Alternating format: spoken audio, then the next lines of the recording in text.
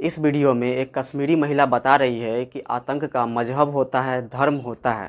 Terrorist जो थे या जो भी ये लोग थे, इनका सबसे बड़ा मकसद क्या था कि देश की एकता को हर्ट करना, देश के कॉन्स्टिट्यूशन को हर्ट करना।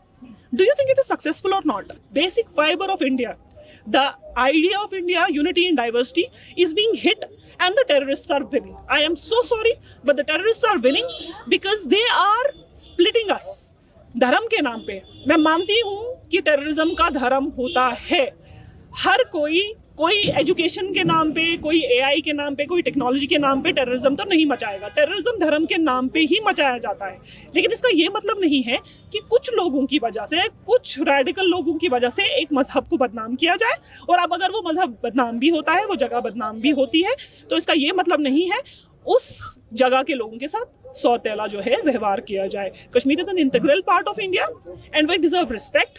उनका कहना है कि जिन टेररिस्टों ने हिंदू लोगों को मारा धर्म पूछ करके, आइडेंटिटी पूछ करके, वो तो मुसलमान थे, उनका एक मजहब था, लेकिन इसमें बाकी कश्मीरियों का क्या दोष है। देखिए, अब मैं जैसा माहौल देख रहा हूँ और पूरा देश देख रहा है कि कश्मीर अब काफ़ी बदल चुका है। अब वो कश्मीर नहीं है जहाँ पर अधिकांश लोग OGW हुआ करते थे, जो पाकिस्तान से आए हुए टेररिस्टों को पनाह देते थे, लॉजिस्टिक्स देते थे, उनको रास्ता दिखाते थे और कश्मीर के इलाके के बारे में, परिस्थिति के बारे में बताते थे कि कहाँ पे क्या करना है, नहीं करना है।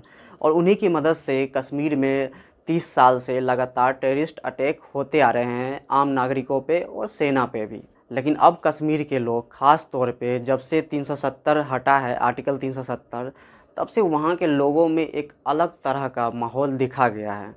पहले जो पत्थरबाजी हुआ करता था, अब वो बिल्कुल ही बंद हो चुका है। अब लोग अपने काम धंधा पे लग गए हैं। वहाँ पे टूरिस्टों का आना जाना काफ़ी बढ़ा है, पिछले 5 सालों में 5-7 गुना ज़्यादा बढ़ा है। तो लोग अब अपने बिजनेस में, अपने रोज़गार में, अपने कमाई में लोग व्यस्त हो गए हैं।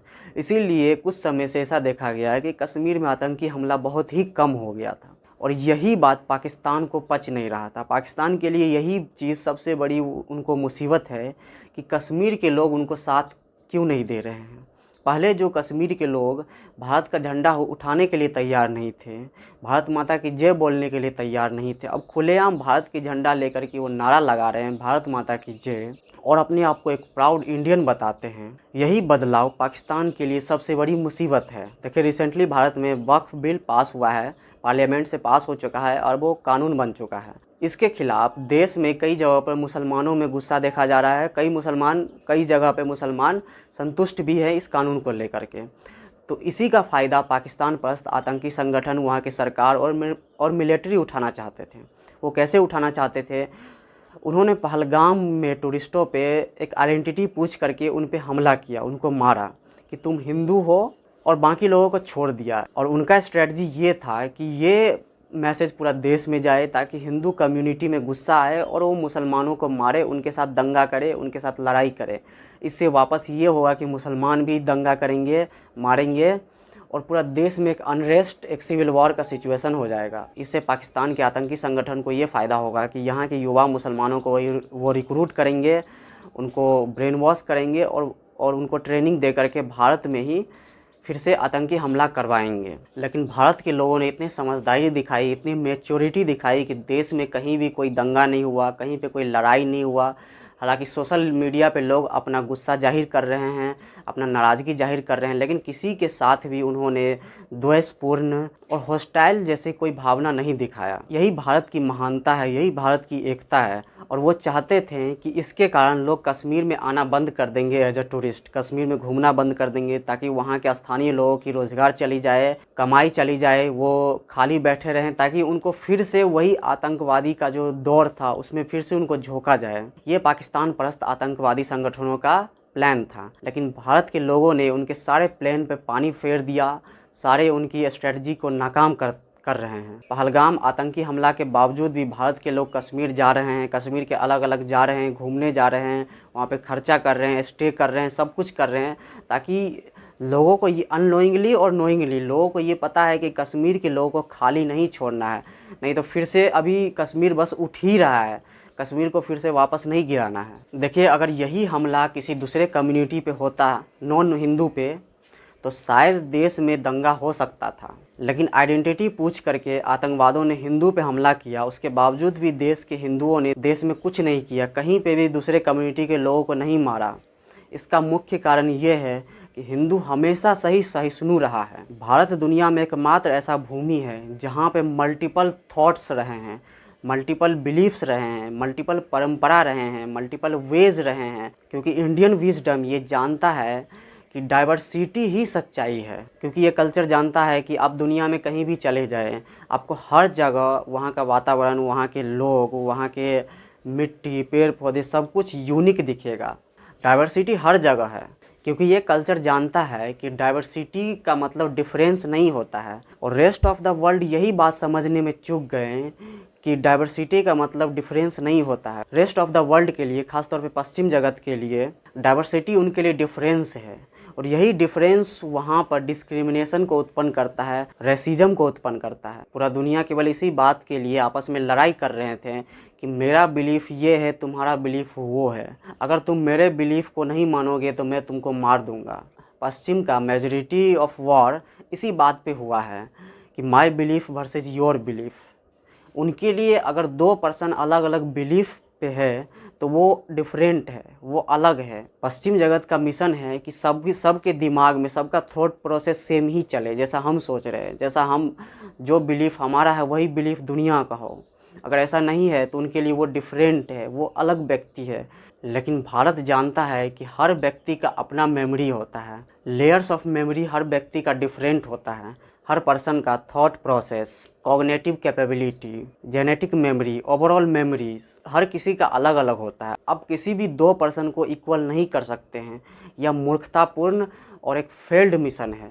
इसीलिए हिंदू में ही इतनी डाइवर्सिटी है कि कोई बाहर का आदमी देखेगा तो उनको लगेगा कि ये सारे अलग अलग रिलीजन है। पश्चिम के हिसाब से उनको ऐसा लगेगा, क्योंकि हिंदू में ही आप देख लीजिए, कोई अघोरी का पाथ चुनता है, तो कोई भक्ति का पाथ चुनता है, कोई तांत्रिक का पाथ चुनता है, तो कोई हिमालय में जाकर के तपस्या करना चुनता है, कोई गृहस्थ होकर ही स्पिरिचुअलिटी को चुनता है, तो कोई कुछ भी नहीं चुनता है।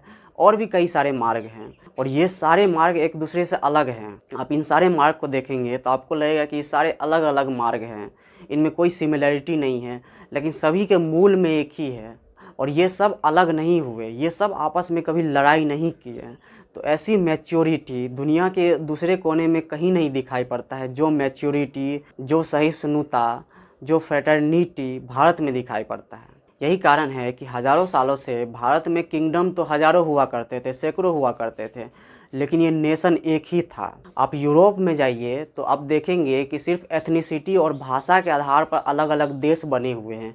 हालांकि सारे क्रिश्चियन ही हैं, लेकिन वो अलग अलग देश इसलिए हैं, या वो एक साथ सिर्फ इसलिए रहना नहीं चाहते थे क्योंकि वो अलग एथनिसिटी के थे और अलग भाषा बोलने वाले थे। लेकिन सिर्फ भारत में हज़ारों लैंग्वेजेस हैं, हर जगह लोगों का अपना अपना एथनिसिटी है, अपना खाना है, अपना पोशाक है, हर चीज़ अलग अलग है। लेकिन भारत के लोग डाइवर्सिटी को एक्सेप्ट करते हैं, ये डाइवर्सिटी को डिफरेंस की तरह नहीं देखते हैं, क्योंकि ये प्रकृति, ये जो जगत है, वर्ल्ड है, इनका डाइवर्सिटी ही इनका नेचर है। आप कहीं भी आपको जाइएगा तो हर जगह आपको डाइवर्सिटी देखने को मिलेगा। लेकिन पश्चिम जगत के वो लोग जो रिलीजन का अफीम चाट करके बैठे हुए थे, उनका सपना और मिशन था कि दुनिया को एक बनाना है, दुनिया को इक्वलिटी पे लाना है, दुनिया को सेम बनाना है। सेम बनाने का मतलब हुआ सेम बिलीफ, इकोनॉमिकली और सोशली सेम नहीं, सिर्फ सेम बिलीफ उनका मिशन था। पश्चिम जगत के लोगों के लिए थॉट प्रोसेस उनके लिए सबसे ज़्यादा भीतरी आयाम था, इससे ज़्यादा डीपर वो कभी गए ही नहीं।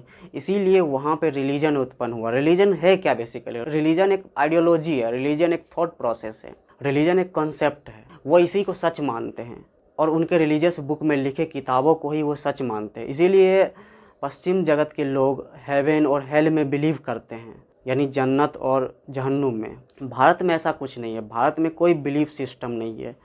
कोई ये नहीं कहता है कि तुम इसी किताब को फॉलो करो। हिंदू के लिए कोई किताब नहीं है। हमारा जो वेद है, गीता है, उपनिषद है, इससे हिंदू संस्कृति नहीं बनी है। हिंदू संस्कृति से ये सारे किताब उत्पन्न हुए हैं। These books are the consequence of this culture. ये जो कल्चर है, इस कल्चर का रूट है योग। योग का मतलब होता है यूनियन, देखिए, एक ट्रू हिंदू कोई बिलीवर नहीं होता है। ट्रू हिंदू एक सीकर होता है, जिसके अंदर लॉन्गिंग टू नो हो, जो जानने की प्रयास करता है, जानने की तरफ कदम बढ़ाता है, ना कि कोई बिलीफ सिस्टम को, कोई मान्यता को लेकर के बैठा हो व्यक्ति। वो हिंदू नहीं हो सकता है। और दुनिया में शांति स्थापित करने के लिए सीकर्स का ही ज़रूरत है। बिलीवर कभी भी शांति स्थापित नहीं कर सकते हैं, क्योंकि बिलीफ, जब आप किसी चीज़ पे बिलीव करोगे तो आप दूसरे के साथ कॉन्फ्लिक्ट में रहोगे ही, क्योंकि आप अपने बिलीफ के साथ अपने आप को आइडेंटिफाई करते हो। और जब आप अपने उसके साथ आइडेंटिफाई करते हो, तो जब कोई किसी और चीज़ पे बिलीव करता है, रखता है, तो आपको ऐसा लगता है कि वो आपके आइडेंटिटी को, आपके बाउंड्री को ब्रीच कर रहा है। इसीलिए आप इनसिक्योरिटी फील करते हैं। आप चाहते हैं उसका बिलीव भी वैसा ही हो जिस चीज़ पे हम बिलीव करते हैं। और यही कॉन्फ्लिक्ट है वेस्ट का। वेस्ट पिछले हज़ारों सालों से, 2000 वर्षों से आपस में क्यों लड़ रहा है? सिर्फ इसी बात पे कि मेरा बिलीफ अलग है, तुम्हारा बिलीफ अलग है। लेकिन भारत में कभी भी ऐसा नहीं। भारत के जितने भी संत हुए, जितने भी स्पिरिचुअल मास्टर्स हुए, वो सब अलग अलग पाथ को बताए हैं, सब ने अलग अलग चीज़ें बताई हैं, क्योंकि प्रकृति का नेचर ही ऐसा ही है। आप जितना भी जानने का प्रयास करोगे, ऐसा लगेगा कि आप कुछ जानते ही नहीं है। इसीलिए अलग अलग लोग अलग अलग तरीके से इस यूनिवर्स को, कॉस्मोस को, अपने आप को परसीव किए हैं और उस तरह से लोगों को बताए हैं, और वो सब सही है। तो दुनिया के कोई भी आतंकवादी हो, चाहे वो इस्लामिक आतंकवाद हो या कोई भी आतंकवाद हो, भारत की एकता को कभी भी खंडित नहीं कर सकते हैं। पूरे वर्ल्ड के लिए भारत एक केस स्टडी है कि ये सबसे ओल्ड सिविलाइजेशन अभी तक यूनिटी में क्यों है। अगर वो इस चीज़ को स्टडी करेंगे कि भारत के लोग यूनिटी में क्यों हैं, भारत के लोग डाइवर्स होते हुए भी इतने यूनिटी में क्यों हैं, कभी कॉन्फ्लिक्ट में क्यों नहीं रहे, अगर वो इन सब चीज़ों की स्टडी करेंगे, यहाँ से की टेकअवेज लेंगे, तो यही केस स्टडी पूरे दुनिया को शांति का मार्ग स्थापित करने में मदद करेगा। पूरे दुनिया को देने के लिए बहुत कुछ है भारत के पास। भारत 2000 वर्षों तक दुनिया का सबसे बड़ा इकोनॉमिक पावर रहा है, सबसे समृद्ध राष्ट्र रहा है, लेकिन भारत कभी भी इस चीज़ पे गर्व नहीं करता है। भारत हमेशा अपने ज्ञान पे गर्व करता है, अपने ऋषि मुनि, अपने स्पिरिचुअल मास्टर्स, योगियों पे गर्व करता है, क्योंकि उनकी शिक्षा ही भारत का मूल आत्मा है, भारत की मूल भावना है, भारत की संस्कृति है, और यही हमारी सबसे बड़ी पूंजी है। और यही दुनिया में शांति और भाईचारे का मार्ग प्रशस्त करेगा आने वाले समय में। जय हिंद।